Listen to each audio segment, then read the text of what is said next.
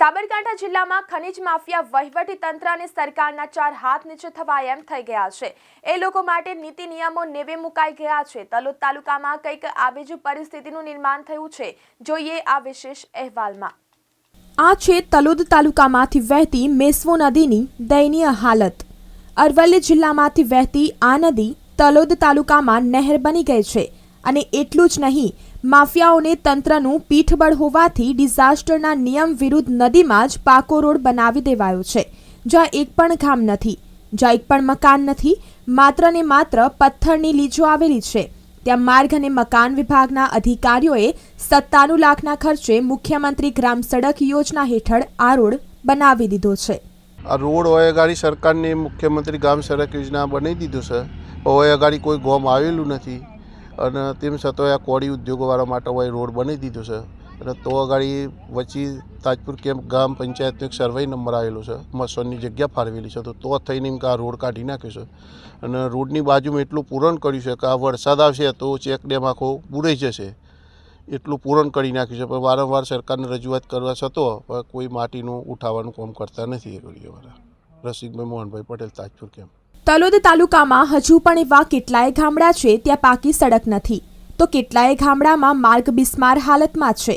છતાં મુખ્યમંત્રી સડક યોજનાનો દુરુપયોગ કરી અધિકારીએ મેસવો નદીની જગ્યામાં જ નિયમ વિરુદ્ધ રોડ બનાવી દીધો છે।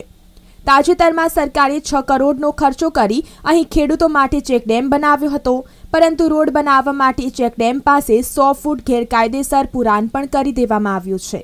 તલોદ તાલુકામાંથી પસાર થતી મેસવો નદીમાં કોળી ઉદ્યોગના કારણે પાણીના સ્તર ખૂબ જ નીચા જવાથી આજુબાજુના 15 ગામના ખેડૂતોએ સરકારશ્રીમાં ઉગ્ર રજૂઆત કરવાથી આજથી 6 વર્ષ પહેલાં 6 કરોડના ખર્ચે એક ચેકડેમ બનાવવામાં આવેલો હતો અને આ ચેકડેમમાં પાણીનો સંગ્રહ થવાથી આજુબાજુના ખેડૂતોને પાણીનો સ્તર થોડો ઊંચો આવ્યો હતો અને એનો રાહત થઈ હતી। પરંતુ ડિઝાસ્ટરના નિયમ વિરુદ્ધ અને ગુજરાત સરકારે ગમે તે કોઈ નિયમના આધારે અહીંયા નદીના કિનારે અને ચેકડેમની બીજ કુલ અડીને ડોમર રોડ બનાવેલો છે। ડોમર રોડ બનાવ્યા પછી પણ અહીંયા ડોમર રોડની બાજુમાં સાઈડમાં નદી બાજુ ચેકડેમ જે અત્યારે અમારું બનાવેલું છે ત્યાં 100 થી 150 ફૂટ જેટલું માટીનું પૂરણ કરેલ છે અને એના માટે અમે મામલતદાર સાહેબશ્રીને, કલેક્ટર સાહેબશ્રીને અને ખાણ ખનીજને રજૂઆત કરવાથી ખાણ ખનીજ વિભાગના અધિકારી અહીંયા સ્થળ ઉપર પંચનામું કરવા આવેલા અને ત્યારે એમને એવું કહેલું કે ભાઈ આ માટી અમે તાત્કાલિક નવી જે પૂરણ કરેલ છે તે ઉઠાઈ લઈશું, પણ પરંતુ આજ 1 મહિનોની 10 દિવસ ગયા છે પરંતુ આ માટી હજી ઉઠાઈ નથી।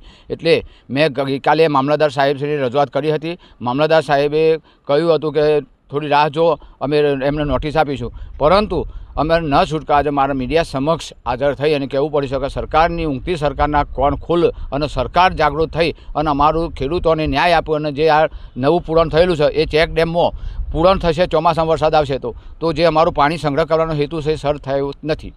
ડિઝાસ્ટર વિભાગના નિયમો વિરુદ્ધ નદીમાં જ ગેરકાયદેસર રોડ બનાવી દેવાના પ્રકરણ મામલે જિલ્લા કક્ષાએ રજૂઆત તો કરાઈ, પરંતુ માર્ગ અને મકાન વિભાગના પ્રાંતિજ તાલુકાના જવાબદાર અધિકારી અને જિલ્લા કક્ષાના જવાબદાર અધિકારીએ આ સમગ્ર મામલે કેમેરા સામે કંઈ પણ બોલવાનો ઇનકાર કરી દીધો।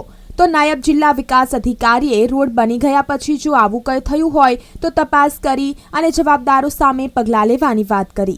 તાજપુર કેમ્પ તાલુકો તલોદ ગામે પ્રધાનમંત્રી સડક યોજના અન્વયે ગામ લોકોની રજૂઆત અમને મળી છે, તો એ બાબતે અમે આગળની નિયમ અનુસારની તપાસ પણ કરાવીશું અને આગળ જે કંઈ એમાં ઘટતી કાર્યવાહી કરવાની થશે એ બાબતે લોકોને પણ ખાતરી આપી છે। સત્વરે તપાસ પૂર્ણ થાય તો પછી એ બાબતે સરકારશ્રીમાં પણ અલગથી અહેવાલ મોકલી આપીશું।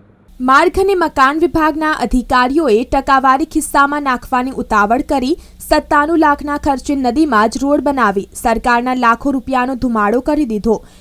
ત્યારે ઉચ્ચ કક્ષાઓથી આવા અધિકારીઓ સામે કડકમાં કડક કાર્યવાહી કરે તે લોકો પાસે જ આ રકમ વસૂલ કરવી જોઈએ તે જરૂરી બન્યું છે। જો કે કથપૂતળી સમાન તંત્ર હવે આ લોકો સામે કેવા પગલાં ભરે છે તે જોવું રહ્યું।